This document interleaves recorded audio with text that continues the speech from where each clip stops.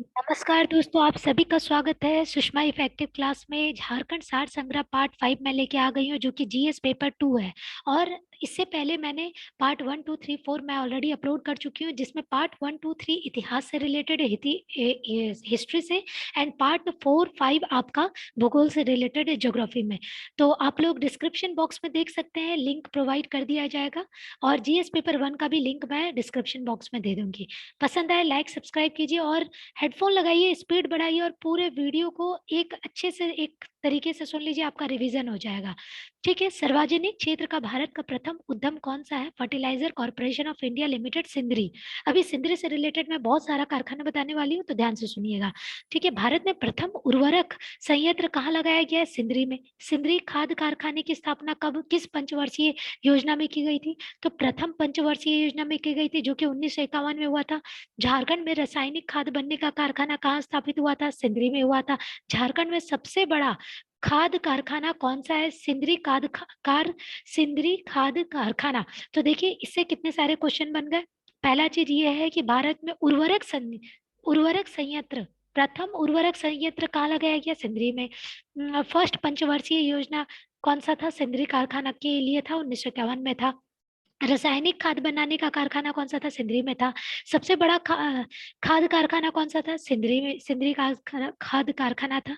अब देखिए आगे, झारखंड में स्थापित सर्वप्रथम आधुनिक उद्योग कौन सा है? लोहा और इस्पात उद्योग। आप लोग जैसे जानते हैं, झारखंड में बोकारो स्टील सिटी बहुत फेमस है, तो वो भी लोहा और इस्पात से ही रिलेटेड है। जमशेदपुर है, वो भी उसी से रिलेटेड है। ठीक है। तो झारखंड में इस्पात कारखाना कहाँ का स्थापित है? तो जमशेदपुर और बोकारो, जैसा अभी मैं बताई आपको। भारत में प्रथम लौह इस्पात कारखाना स्थापित कहाँ किया गया है? जमशेदपुर साकची में। साकची में, जमशेदपुर साकची में। Tata iron and steel company limited की स्थापना किसने की थी? जमशेद जी टाटा ने की थी। कब की थी ये? टाटा, जमशेद जी टाटा ने 1911 में, जिसका नाम क्या है? टिस्को। टिस्को के नाम से। देखिए, टिस्को का स्थापना हुआ था 1907 1907 में हुआ था। लेकिन टिस्को में लोहे के उत्पादन सबसे पहले हुई थी 1911 में। तो ये दोनों में थोड़ा डिफरेंस है, ध्यान से रखिएगा, ध्यान से देखिएगा आप लोग। ठीक है। Tata iron and steel company में लौह अयस्क की आपूर्ति कहाँ से होती है? पश्चिम सिंहभूम से होती है। ठीक है। Tata Tata iron and steel company limited में कोयले की आपूर्ति कहाँ से होती है? जब भी लोहा को गलाया जाता है, तो किसकी मदद से गलाया जाता है? उसके लिए आग चाहिए होगा। और आग में हम लोग क्या ऐसा ईंधन डालेंगे जो ज्यादा देर तक जले? तो कोयला। तो कोयला का आपूर्ति कहाँ से होता है? तो धनबाद के जामा जामा डोबा और सिजुआ से। टिस्को का को वर्तमान में किस नाम से जाना जाता है? टाटा स्टील। लेकिन अभी झरिया में बहुत जगह टिस्को ही नाम से जाना जाता है, जैसे झरिया हो गया। तो धनबाद, सॉरी, झारखंड के tin plate company of India की स्थापना कब और कहाँ हुई थी? तो टीन प्लेट कंपनी की स्थापना हुई थी 1920 में, गोलमुरी जमशेदपुर में। टाटा मोटर्स कहाँ स्थापित है? जमशेदपुर में। टेल्को का वर्तमान नाम क्या, किस नाम से जाना जाता है? तो टेल्को टाटा मोटर्स के नाम से जाता है। और टिस्को टाटा स्टील के नाम से जाना जाता है। तो थोड़ा सा कंफ्यूजन है, देखिएगा ध्यान से, 2 3 बार पढ़िएगा, याद हो जाएगा। झारखंड के किस नगर को स्टील नगरी बोलते हैं? तो जमशेदपुर के नगरी को बोलते हैं। बोकारो इस्पात संयंत्र की स्थापना किस पंचवर्षीय योजना में हुई थी? तो तीसरी योजना में हुई थी। और सिंदरी वाला पहले पंचवर्षीय योजना में हुआ था। बोकारो इस्पात संयंत्र की स्थापना किसके सहयोग से की गई थी? पूर्व सोवियत यूनियन के ये से हुई थी। मतलब पूरी पूर्व सहयोग सोवियत यूनियन के सहयोग से बोकारो इस्पात संयंत्र की स्थापना हुई थी। कब हुई थी? किस वर्ष में? 1972 में हुई थी। किसके अधीन कार्यरत है? भारतीय इस्पात प्राधिकरण लिमिटेड के द्वारा के अधीन है। हैवी इंजीनियरिंग कॉरपोरेशन झारखंड में किस शहर में स्थापित है? तो रांची में स्थापित है। HEC। ठीक है। HEC का full form heavy engineering corporation. तो दोनों दे दिया है। HEC की स्थापना किस पंचवर्षीय में हुई थी? तो द्वितीय। तो पहला हो गया सिंदरी, द्वितीय हो गया HEC हैवी इंजीनियरिंग कॉरपोरेशन, और तीसरा हो गया आपका ये बोकारो इस्पात संयंत्र। अब आगे बढ़ते हैं हम लोग। ये कब हुई थी? 1958 में हुई थी। हैवी इंजीनियरिंग कॉरपोरेशन की स्थापना किन देशों के सहयोग से की गई थी? सोवियत संघ और चेकोलोस्लोवाकिया चेकोलोस्लोवाकिया से हुई थी। ठीक है, इनके मदद से हुई थी। अब देखिए, हैवी हैवी इलेक्ट्रिकल, एक minute, heavy engineering corporation, heavy engineering corporation में उत्पादन किस वर्ष प्रारंभ हुआ था? 1963 में, और स्थापना हुई थी 1958 में। भारत में किस प्रधानमंत्री ने एचईसी को भारत के आधुनिक उद्योगों का मंदिर कहा था? पंडित जवाहरलाल नेहरू ने कहा था। भारत में सबसे बड़ा विस्फोटक कारखाना यानी बारूद फैक्ट्री कहाँ है? गोमिया में, जिसका नाम है आयल फैक्ट्री। आप लोगों को मैं बता दे रही हूँ, आयल फैक्ट्री के नाम से अभी जाना जा रहा है और अभी भी ये कंपनी चल रही है। Indian explosive factory, Indian explosive factory की स्थापना कब और कहाँ हुई थी? 5 नवंबर 1955 में गोमिया में। यही एक्सप्लोसिव फैक्ट्री को ही आईएल बोला जाता है। झारखंड में एल्यूमिनियम के का कारखाना कब और कहाँ स्थापित किया गया था? 1938 मूरी रांची में। भारत का प्रथम तांबा उत्पादक खान कहाँ स्थापित किया गया था? मूसाबनी 1924 में, मूसाबनी 1924 में। झारखंड में औद्योगिक क्षेत्र विकास प्राधिकरण की संख्या कितनी है? 4 है। औद्योगिक क्षेत्र विकास प्राधिकरण, एक है रियाडा, एक बियाडा, आइडा, स्पाइडा।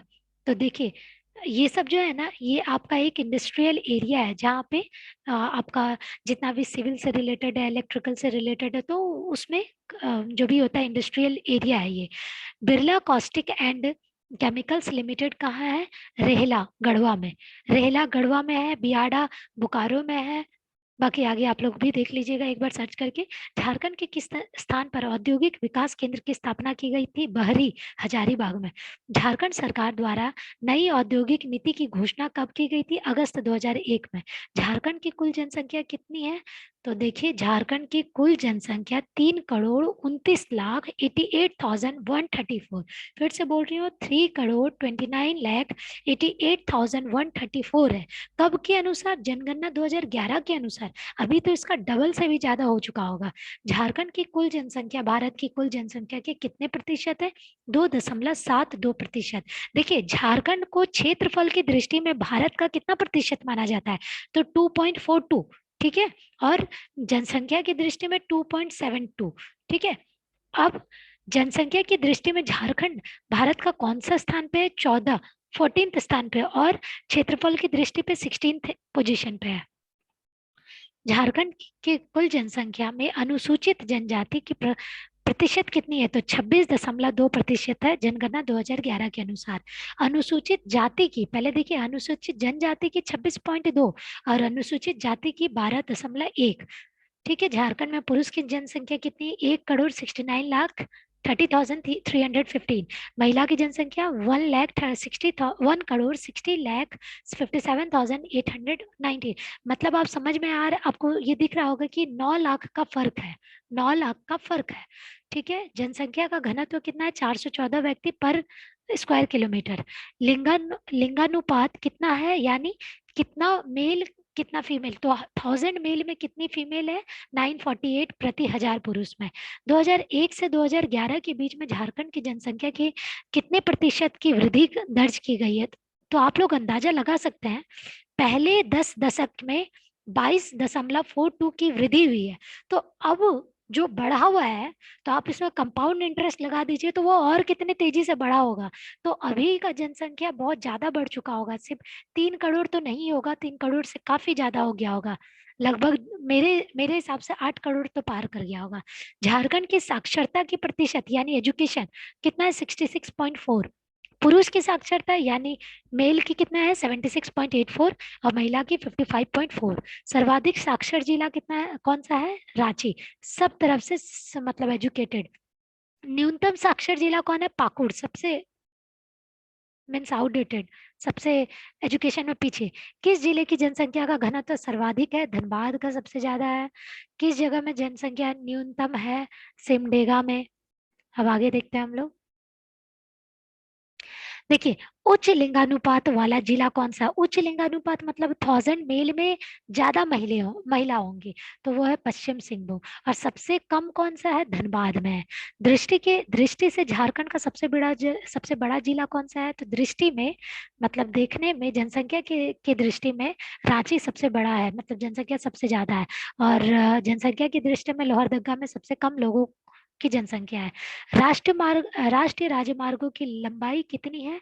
3,184, 3,184 4 किलोमीटर। सबसे लंबी राष्ट्रीय राजमार्ग कौन है? National highway 33, NH 33। राजकीय राजमार्ग की लंबाई कितनी है? झारखंड में राजकीय राजमार्ग की लंबाई कितनी है? तो 1570 यानी 1570 किलोमीटर। कुल विद्युत की कितनी मांग है? झारखंड में कितना इलेक्ट्रिक की जरूरत पड़ती है, कितना मांग, कितना है, डिमांड कितना है? तो 5242 मिलियन यूनिट। 5242 मिलियन यूनिट या 5242 मिलियन यूनिट 2018-19 का बताया जा रहा है।